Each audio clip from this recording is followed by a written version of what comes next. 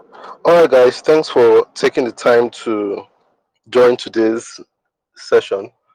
Um, as I said, it was quite impromptu.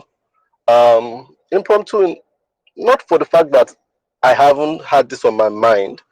It has been on my mind. As a matter of fact, why I decided to have this session today was because, a lot of times I take time to ask myself, Tola, if you were to die today, would you have said everything you wanted to say in your life so far? Would you have emptied yourself? And today I asked myself that question, and I was going to say yes, yes, yes. I think I've emptied myself so far. At least I've made room for new information to come in, but I don't think there's anything I've left hanging. But today, when I asked myself that question, I couldn't say yes, and that's because I realized there was this topic I wanted to talk about with you guys, and not just you guys on the group, but guys in general. And when I say guys today, I actually mean guys. I don't mean a collective of men and women. I actually mean men. And it has been on my mind for a very long time. I told my wife about it. I wanted to have this discussion. But then, for some reason, I just keep pushing it off. I keep saying, I don't know if I'm ready to talk about this. And my biggest confusion was, okay, this mentoring group is made up of men and women. How do I just isolate the men? And but today I just thought, doesn't really matter. Let the men join and let the women be. Let them talk to the men and the women can join also. But I said I'm not going to push it off anymore. It has just been on my mind to really, really talk about it. And I'm the kind of person that I realized when I'm not obedient to what the spirit tells me to do, it affects a lot of other areas in my life. So there will be some imbalance somewhere and lack of rest and peace. So today I just said I'm going to do it. I'm not even going to make it. I'm not going to give it like, oh, let's do this next week. I just said let's do this today, and that's why it's quite impromptu. So sorry for dragging you guys out of your schedule for today, but I hope it's worth it at the end of the day. So thanks everyone for joining. And this session will either be very short or long. But I'm not going to say what's on my mind and be as transparent as possible. And as a matter of fact, I'm going to be sharing things I've never shared with anyone before, and I'm going to try to be as vulnerable as possible because it's important. And as I said on the group, that the topic for today's session is who is a man? Who is a man? We're going to be talking about masculinity because I realize it's a very touchy subject, very touchy because a lot of guys don't know what it means to be a man anymore. If ever they've known, I'm saying anymore because I wasn't living in the 18th century or so, but if ever people have known, I don't think people know it anymore. And it's one of the biggest contention that men struggle with, that identity in masculinity. It's a big problem. It's a big problem. A lot of us as men are not secure in our masculinity. Men are not secure in their masculinity, just like we're not secure in it. Um, and that's why men can take offense if someone just says anything that just, slightly tugs on that masculinity, on what we regard as masculinity. So it's very easy for a man to feel he has lost his masculinity just by a statement. He feels his masculinity is threatened. Just by an action, he feels his masculinity is threatened. And a lot of men have made wrong decisions because of their insecurity in their identity as men. That insecurity in, does this mean I'm no longer a man? Am I a man? That kind of thing. That question bothers men a lot. It bothers me, and I know it bothers a lot of other men. And I just want to use this time to address my thoughts on this. And I spent a lot of time thinking about this. Um, and I just hope it helps somebody. So first of all, I want us to clarify something. What masculinity isn't. I think we should start from elimination. What masculinity isn't.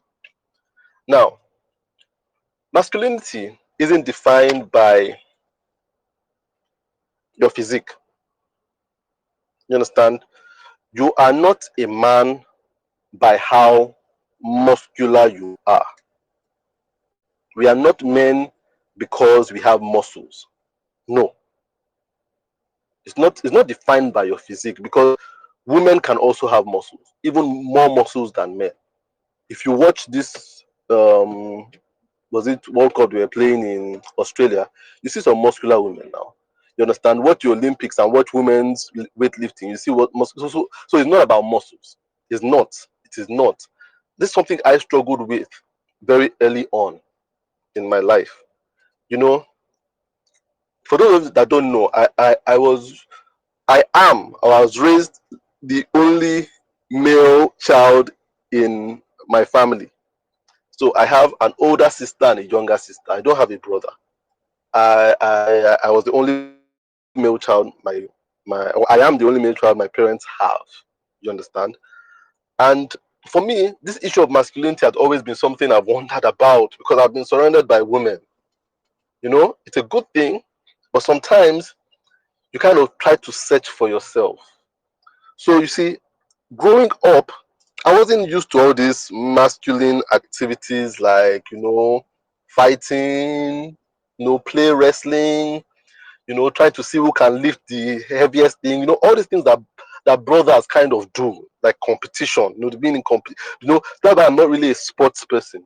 I don't do a lot of sports, No, we're not going to do sports with my sisters. No, I, I, I, I didn't have that outdoorsy experience that a lot of guys have, and that kind of affected my physique as a person. So I'm not a muscular person, you know. But then, when I was like a teenager, in my teenage years, I had a cousin that came to stay with us, and he came from a large family where he has a brother and stuff like that. And he was telling me about, no, you need to be exercising, do push-ups and stuff, and it really made me. He opened my eyes to um the world of the male physique, as in a man having like six pack, having triceps and biceps and pectoral muscles and stuff like that. And he was really into exercise, and he was telling me, "Actually, you need to exercise your muscles, you need to get your muscles." And then I used to try to exercise, but I never saw the muscles come out. And I used to feel less of a man because my body was not as chiseled as his body. And that always used to disturb me, and I used to feel very, very inferior. You understand? I used to feel very inferior. And going to school too, just hanging out with guys, and the guys just used to say, "Oh, let's go and play football." I never knew how to play football. I still don't know how to play football. You understand? It was all about that active lifestyle. Um, I wasn't that kind of person. I was very indoors type, watch TV, draw. You understand? Nothing really stressful. But then I remember when they used to pick sides for football. Then I didn't like the sport, but I had to be there with them, and they will pick. They will have two captains, and those ones will pick, and I was always one of the last. And okay. So I left it Tola. And Tola stayed at the goal. I was always at the goal. You understand? Never playing any real active part in in the match. And whenever the opponent breaks through the defense, I could see my teammates. They knew that they were going to score already, because the last line of defense for the team that I was playing for was the defense. They knew that they didn't have a goalkeeper. You understand? So it was, for me, I felt very insecure. I couldn't do all those manly things. And so I kind of was looking for identity, and I always felt like, oh, less of a man, you understand, not just really manly. But one thing I want you to know is that it's not in your physique. It's not in how much activity you do. And right now, you see, we're in an era where men are are, are, are trying to define themselves by their muscles, and women are trying to define themselves by their cause. And in when you look at the true inside, we have less men and people that are less men and people that are less women. If you look at it by that, people are focusing on the wrong things. So when you look online, there's so many people that have gotten so much social media following because they're trying to teach you how to be more of a man in your exercising. So I think more than any other time in history, there are more people gymming now. That's the truth. Everybody's going to the gym. Everybody's trying to get six packs. Everybody, it's not bad, but it only becomes bad when you're using it as a form of identity and not a form of being healthy and being fit. That's why people just keep getting bulkier and more muscular and doing exercises in different ways that you never thought exercises could be done because they are trying to overcompensate, compensate for a lack of identity. It's everywhere. Men do it, women do it. You see that why women are having surgery upon surgery upon surgery upon surgery to look curvier and curvier and curvier because they really don't know what it is to be a woman. But I don't want to digress to talking about women right now because I'm not a woman, so I don't really want to go into something I don't really understand from my being. But I'm a man, and I can tell you that even if you've ever done exercise to a point, you would realize that it's not about your physique. You try, get those packs, get those muscles, make them bigger, but you're still not going to feel like a man. And that's why they keep doing it and doing it and doing it, lifting more and lifting more and lifting more, and it still doesn't give them the answer they want. You still see a man. I remember I was reading an article once, and I read the article, and the guy was being abused by his wife. And I've never heard, no, I've heard it before, but I never heard it in that much detail. The guy gave detail of how he was being abused, being slapped. I'm not talking about just having physical abuse by his wife. And then I saw the photo at the end of the article, and this guy was built like a pebble. You understand? Built. You understand? It was well built. If you were to profile anyone that was getting physically abused at home, you never pick this guy. He was built. And there's also this case of a Nigerian guy that got killed by a white girl some time back, you understand? And she was abusing him. There was a video of him in the elevator and she was punching and stuff like that. And in the end, they go to the room and she actually stabbed him and killed him. You understand? But he was fit. He was fit. He was a man's man by physique. So what what was wrong? And when I was looking at that photo, I remember telling my wife, "Man, look at this guy. Don't look like the kind of guy that will be abused." And my wife said yes.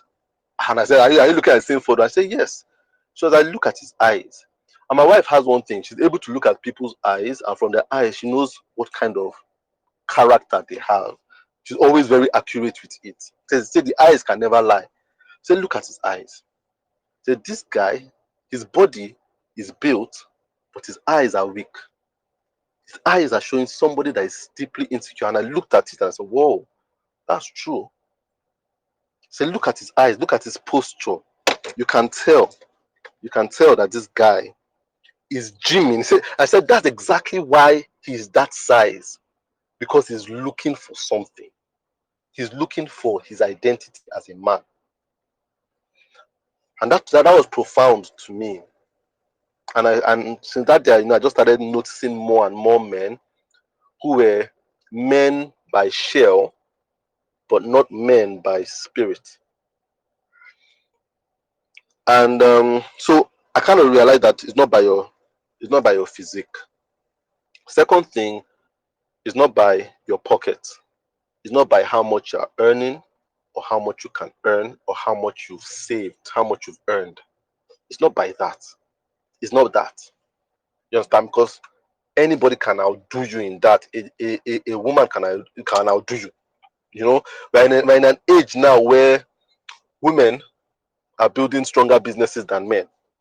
That's the reality. You understand? Women are building stronger businesses than men. They are building stronger following than men.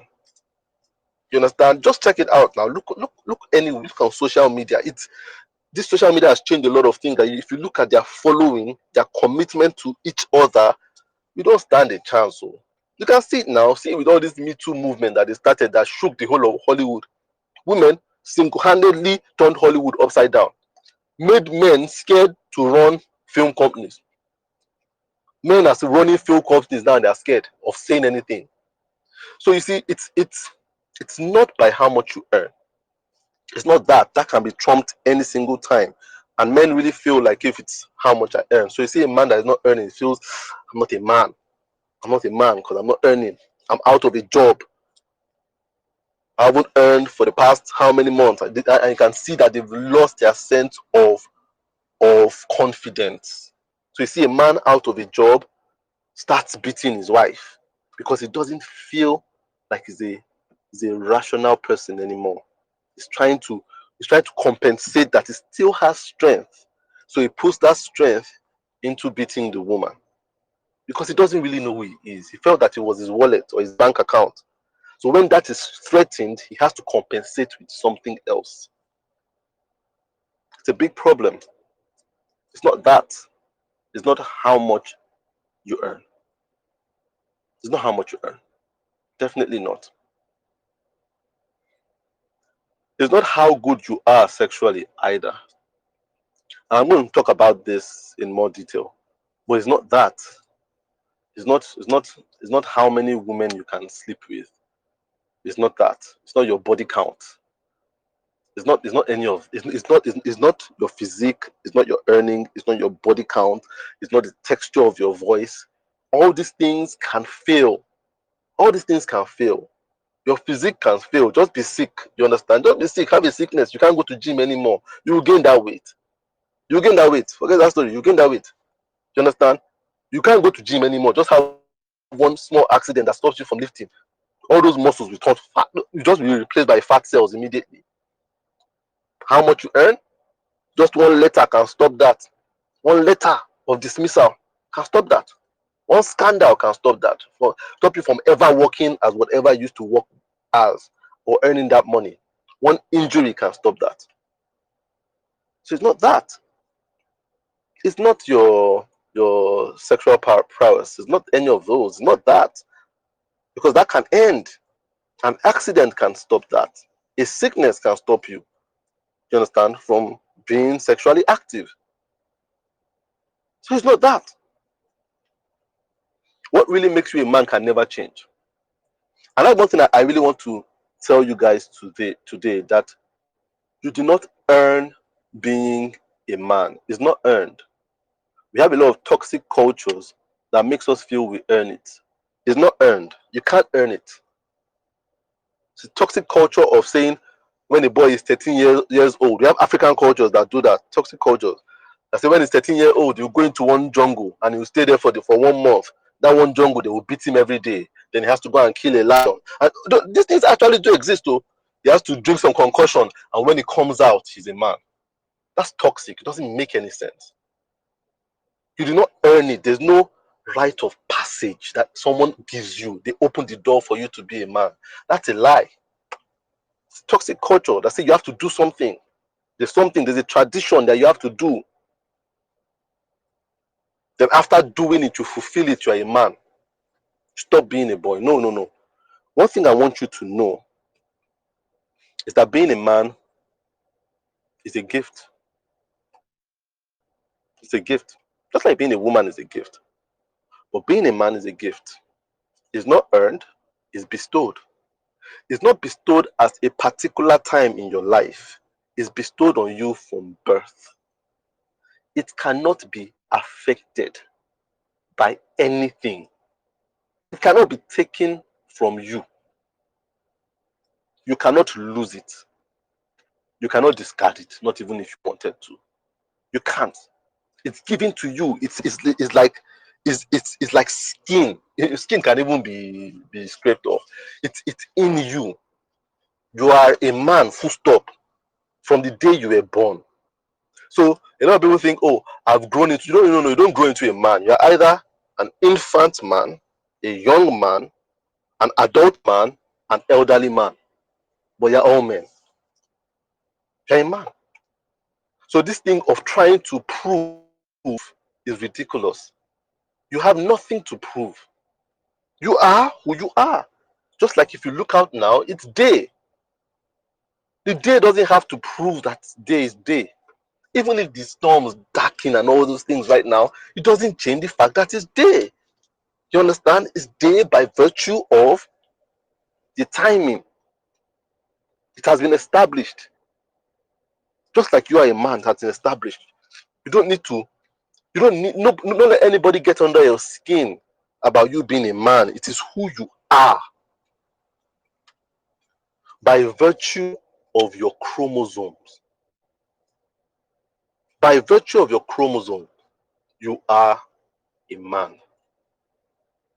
Do you know what a chromosome is? A chromosome is like the basic genetic makeup of a person. Basic. Like if you dissect a person, dissect, what you'll be left with is the chromosome. There's a chromosome. There's something called cells in the body. It's very small. You can't see it with your normal eyes. Inside the cell, at the center of every cell, is a chromosome. And a chromosome makes a cell. It's inside the cell. Cells come together to form tissues. Tissues come together to form organs. Organs come together to form a body. But a lot of times we think that body is what makes us the man. No, it's not. The man is way inside that body. The man is the chromosome. Something called the XY chromosome. That's what makes you a man. Cannot be changed. You didn't ask for it. It was given to you from where you were born. XY can never change. It's inside you. If you like, cut off your penis, do anything, take hormones, whatever it is, you will be that XY chromosome. That's who you are. That makes you a man. That XY doesn't know boy or girl. All he knows is man. Male, female. We are the ones that put like this distinction between them. This is a baby, this is a boy, this is an adult, this is a teenager, this is a man. No. The XY chromosome just says you are a male, you are a man. Full stop. You are a man. Nothing else makes you a man but that. So congratulations, you are who you are already. You don't, that's why this chasing after being a man, trying to be a man is a waste of time. Trying to prove you're a man is a waste of time. There are other things that you need to focus on. Don't focus on established things. That's been established already. So a lot of guys waste their time doing rigorous jobs because they want to prove, doing rigorous exercise because they want to prove, doing rigorous sexual activity because they want to prove something that is already established. You don't need to prove it. It's who you are. It is who you are. That's why the most ridiculous insult is an insult that someone says that is a slight on your manhood. It cannot happen. You see, it can't be taken from you.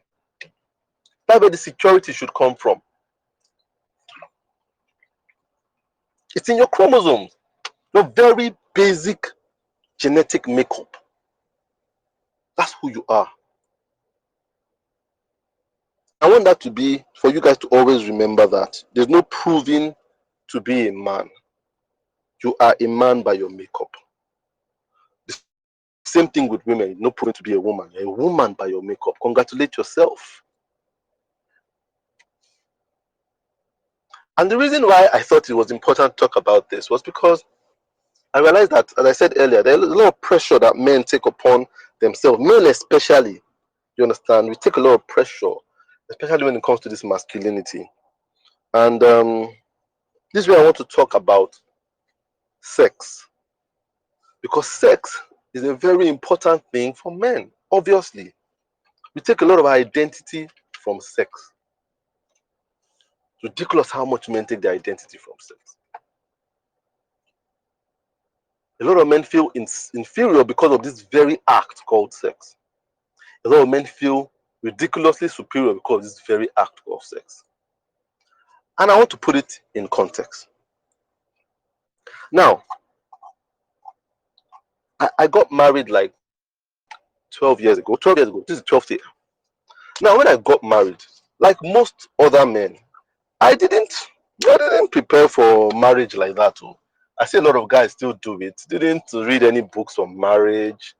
Didn't listen to any messages on marriage. Didn't have any, a- any mentor counseling me on marriage. I just thought, you get there to work now.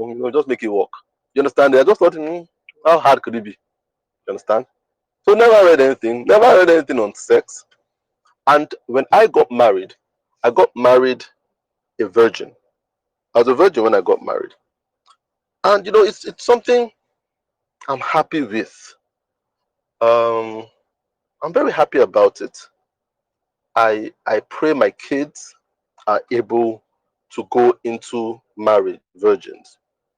But having said that, this is something I want to address with men again. I believe that virginity in itself is not a virtue. Virginity in itself is not a virtue. Virginity is a state. You understand? It's a state. The sexual state of a human being. It's not a virtue. What is a virtue is waiting. Waiting is a virtue. Waiting to have sex in marriage is a virtue. That's the virtue. And I see a lot of men confuse this virginity and they say, I want to get married to a virgin. I want to get married to a virgin. I'm like, virginity is not a virtue. You must know why the girl is a virgin or not. You know, is she a virgin because she had very strict parents that didn't allow her go out? Is she a virgin because she was insecure about her body? Those are more important questions than a virgin. A virgin is just a state. Why is she in that state? Is she in that state because of a condition that restricted her to be in that state?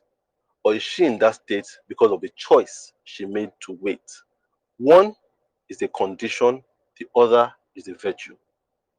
Virginity is not a virtue. Waiting is a virtue. And this way I'm going to say, some of you are not married, but you've had sex. You are not virgins. Now, you can come to that place where you now realize, you know what? I don't want to waste this my sex anymore.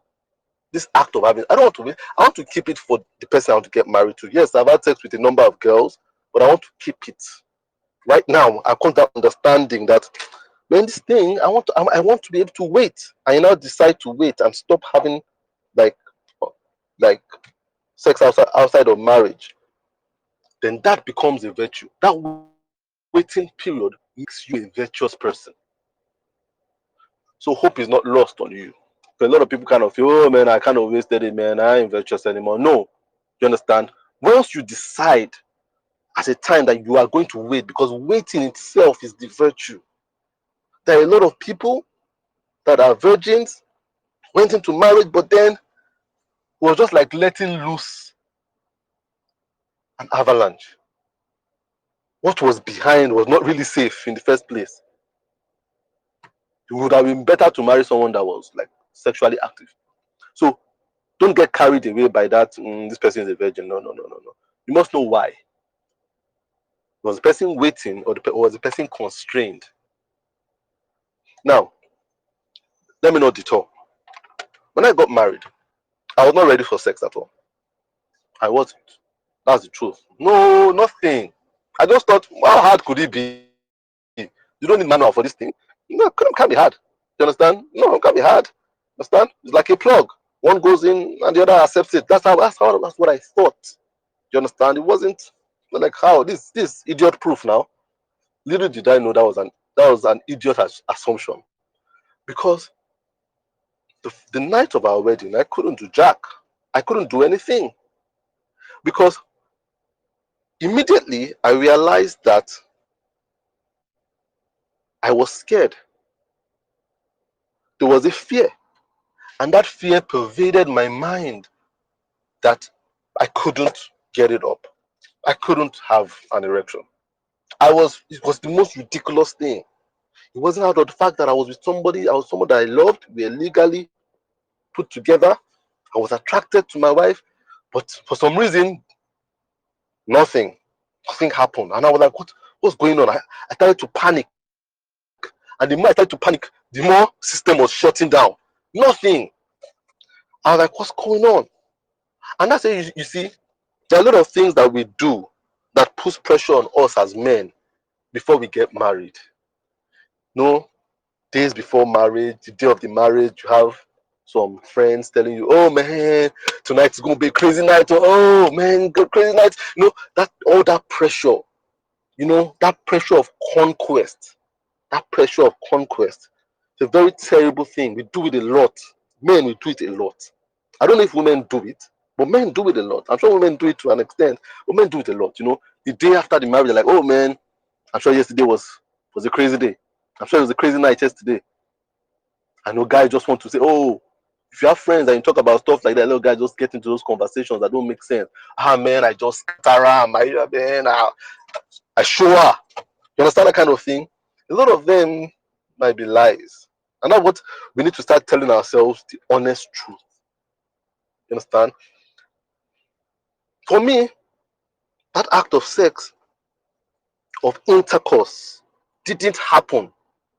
Not for 1 week, 2 weeks, if not up to 3 weeks.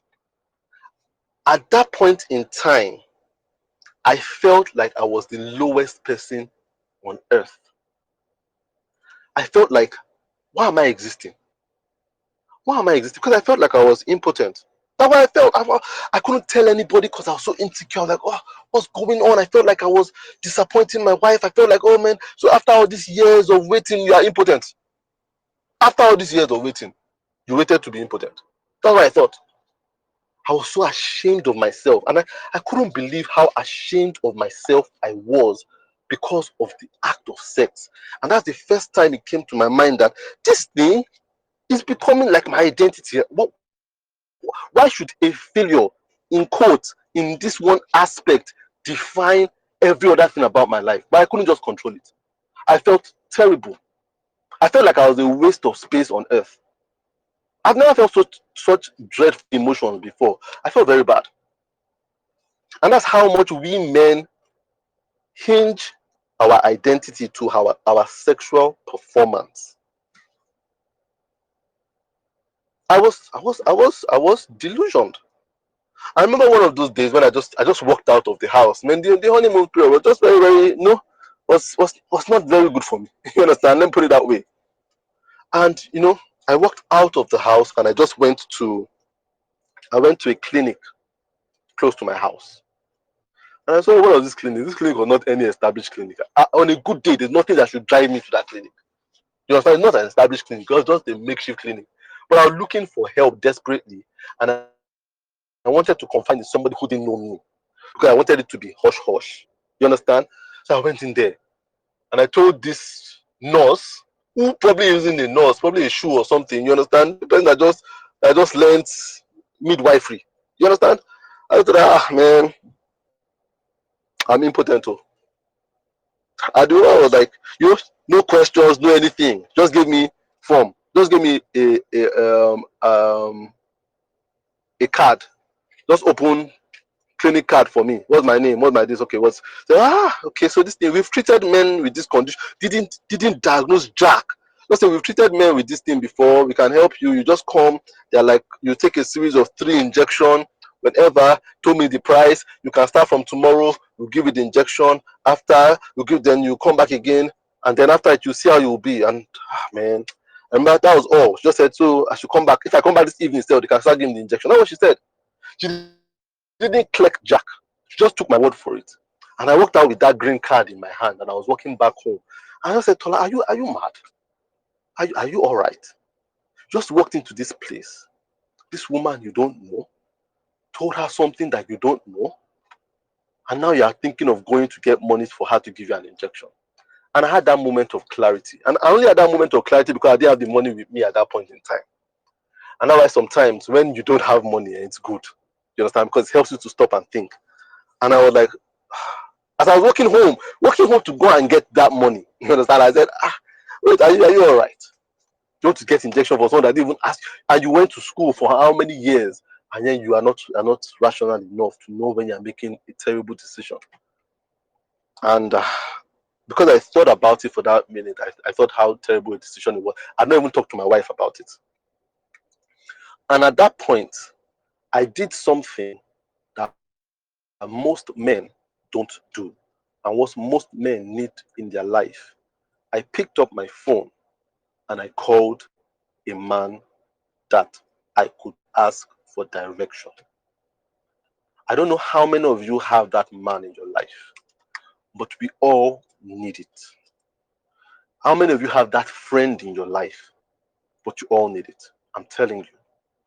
Or else you'll make the worst decisions at the worst time that will affect your life for the rest of your life. I put down away all my insecurities and guard, and I called two people. I called a friend of mine, one of my friends from very young, and I called my brother-in-law. Do you understand? That's the deepest conversation I've had with my brother-in-law. I told him what's going on, and I also told my friend, and they both said the same thing. Because my friend had been married, got married like 6 months ahead of me or 5 months ahead of me, got married the same year. And that was a blessing. So when some things happen, they're for your own blessing. And they both told me reality. They were not trying to tell me, no, all these fake conversations we're having. I'm the man, my penis is this big, I can last this long. All those rubbish we tell each other that puts pressure on ourselves, it doesn't make sense. And they both told me the reality. They told me what happened with them and how they were able to get over it. And told me it's in your mind, Tola. It's in your mind. You need to relax. It's in your mind. You need to relax and allow yourself to enjoy the process. Don't think about trying to impress your wife. Don't think about any of that. Just allow yourself. And they gave me advice to detail. And I did exactly what they asked me to do. Mom, just relax. And I realized that when I did that, I was able to have like an erection. I was able to have an erection, even though it wasn't long for long, but because then fear came again, like because there's a fear that will come. Oh, I'm actually having it, then fear will come again. That kind of Peter walking on water. Oh, I'm actually walking on water, then start sinking. But then I realized, oh, that's true. It's in the mind. It's in the mind. But but then I now thought, how many young men don't know that it's in the mind and don't have someone to call to tell them it's in the mind? And the next person they go and meet is these guys that are selling these things in these small bottles that are like seeds, and they will tell you to take like 5 of it, killing your liver, your kidney, and every other organ in your body. You see, that's what people. That's the next solution. Those people that just tell you something that is use that small. But I don't know what those things are. But people approach and say, "Sir, make madam happy." See, that's the problem. That mind of make madam happy is a big problem, because you always need to think we need to impress. And that's one of the problems I had, that need to impress. And that's why it's important to get married to your friend. The woman you get married to must be your friend. Somebody with whom you can be vulnerable, with whom you can be a fool, with whom you can be scared, with whom you can cry. Very important. Very important. And I'm glad I have a wife like that. I can be very open with my wife. Although, the truth of the matter is that you always there's something that you need somebody to go and talk to about, what you're going through with your wife, in that man figure. But that you can talk to your wife about anything, very important. Very, very important. A wife that can be patient with you, because she was patient with me that 2 weeks. She didn't make me feel like there was something. I was the one that was too hard on myself. If you have someone that is going to be like, what's all this? Your action is too weak now. That's how a lot of men end up committing suicide and doing things that they shouldn't do. You don't have to be a lion every time. That lion mentality we sell to ourselves. Too much pressure. Too much pressure. We lie too much to ourselves. I'm telling you. All that how many minutes man you are. Very toxic, the discussion. How many minutes? This way I want to talk about that timing. Timing your sexual activity. I'm a 5 minutes man. I'm a 2 minutes man. I'm a 1 hour man. I'm a 1 round man. I'm a 2 round man. I'm a 5 round man. All those rubbish we say. It's rubbish. It's rubbish. A lot of people that time 2 minutes, 5 minutes, 1 round, 2 rounds. Number one, They're not having sex with their friend. If you're having sex with your friend, it's nothing like 2 minutes, 5 minutes, 1 round, 2 rounds. I'm telling you, when you're timing, it means you are in marriage with an opponent. It's like a boxing match. It's not with a friend. You don't time with a friend. You time a match with an opponent. So you are in an you're in a marriage with an opponent. That's why you're timing. If anything causes you to time and say how many rounds, like if it's a boxing match, then you should question whether that's your friend, whether you guys are friends, because friends don't round each other. Do you understand? And this way, I want to talk about this guilt that some of you might have that are married, or some of you that will get married might begin to allow to seep into your mind. I say, oh man, I didn't last long. I didn't last long. And I start feeling, oh man, I'm not a man. Oh. Didn't satisfy her. I didn't last long. See, don't ever go against nature. Nature is a powerful force. When we go against it, it will not only knock us out, it will knock us out effectively. You can never go against nature. It's the most powerful force on earth. Never go against nature. I've come to respect nature. You see, where I am, where I'm living in Abuja right now, when it rains, there's a lot of erosion. And there was a time the water was getting into our house. That's when I realized how powerful water was. Water would erode like stone curbing like this, erode it after a long time. Carry it and take the whole stone away. And water was getting in. And we're thinking, how can we get water? We have built so much that the water will eat.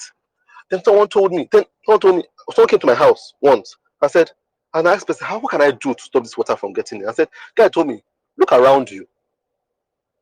Says, he asked me, does water get into this house? I said, no. Does water get into this house? I said, yes. How about that one? I'll say no. How about this one? I'll say yes. Then he'll tell me, water gets into that other house, Abi. I'll say yes.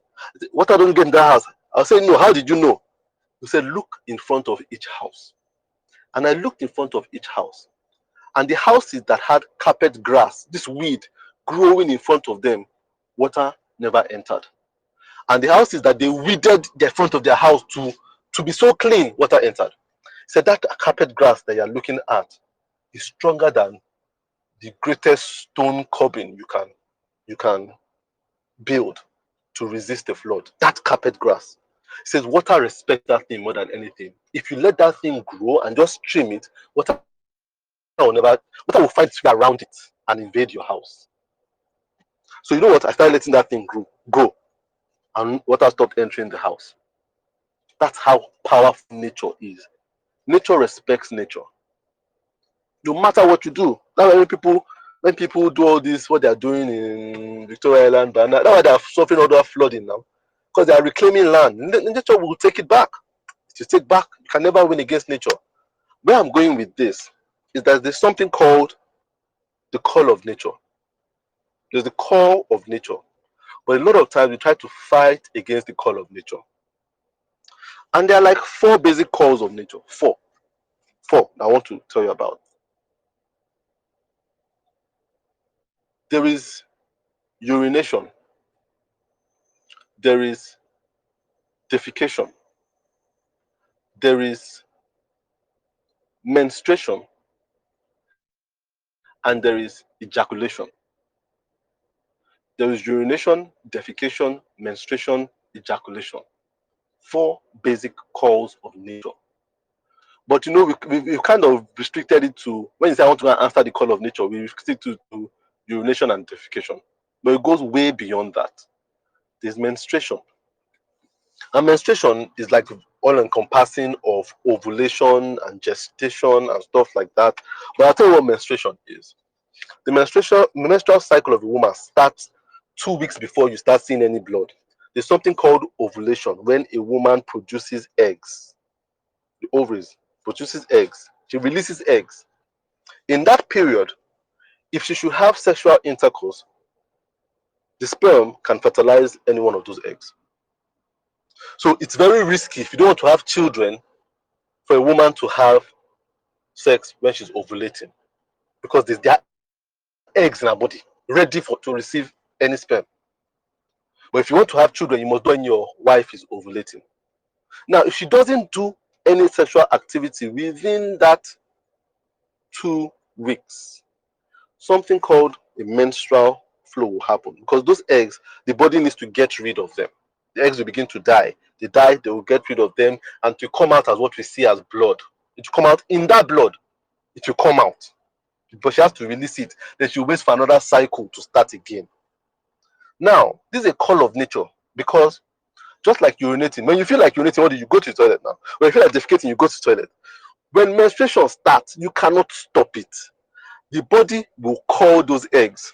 Those eggs have to come. There's nothing a woman can say, let me will in my mind for eggs not to come. Those eggs will come out. If those eggs are not fertilized, within 2 weeks, it will be washed away by the body and the blood will flow. She cannot will it in her mind.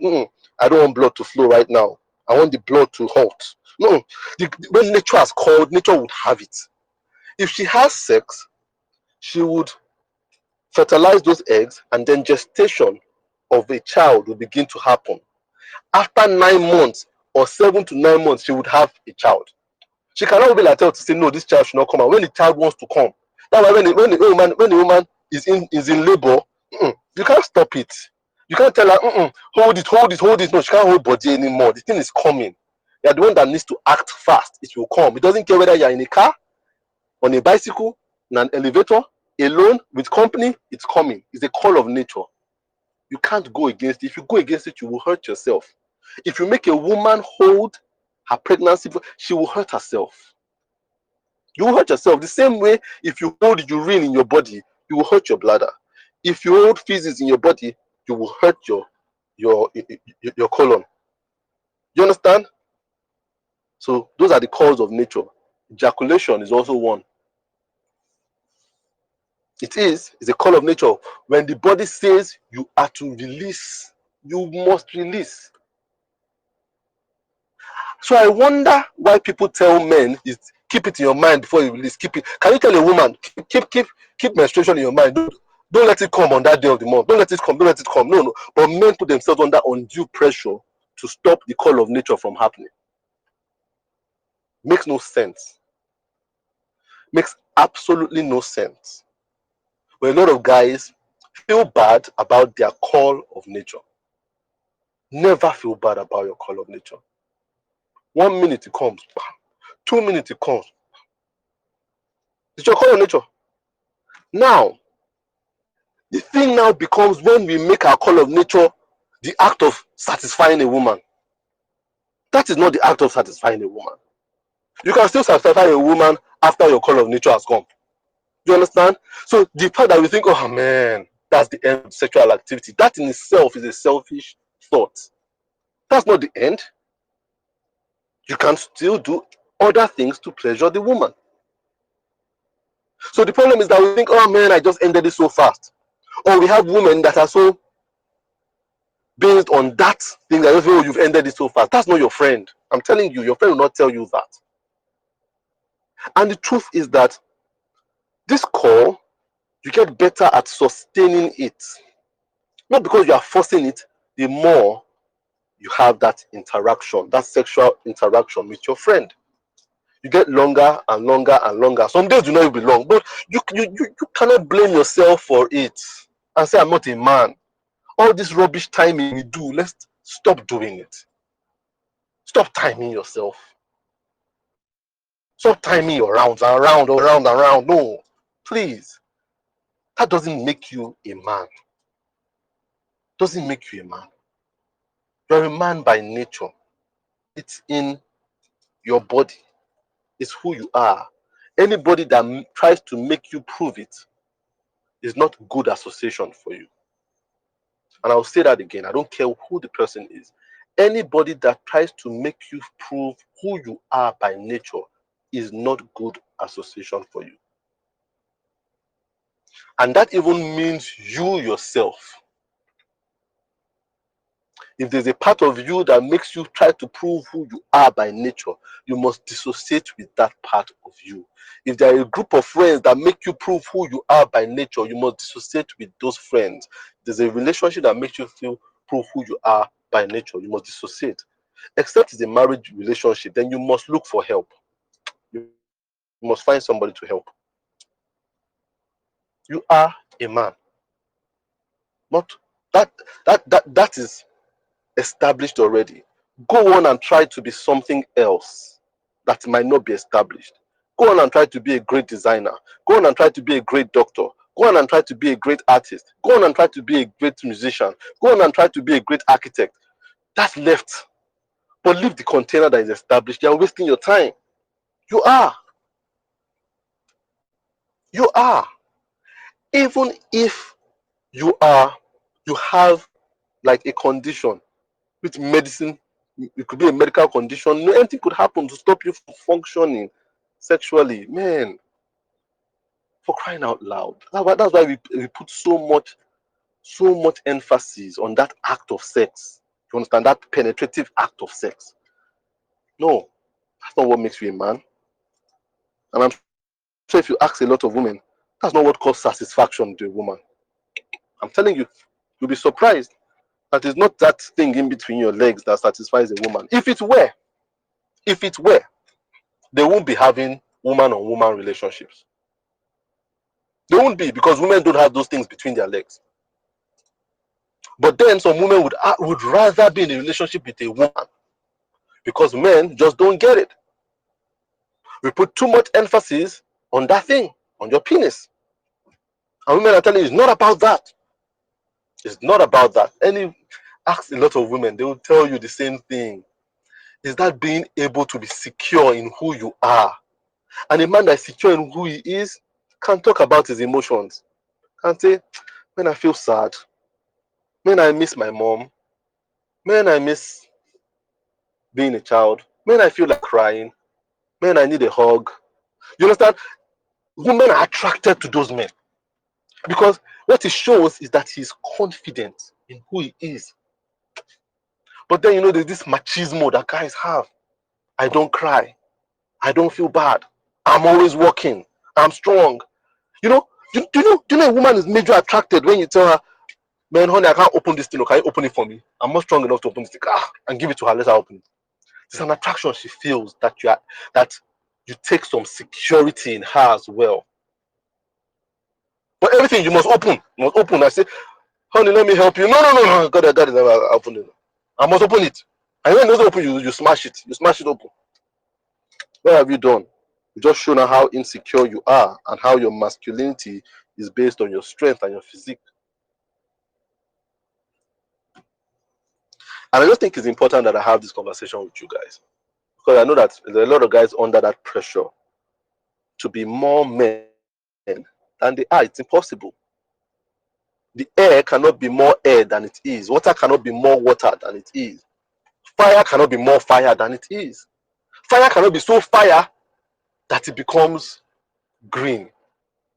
You understand? It's fire. Whether it's from a matchstick or from a cylinder exploding. It's fire. It does the same thing.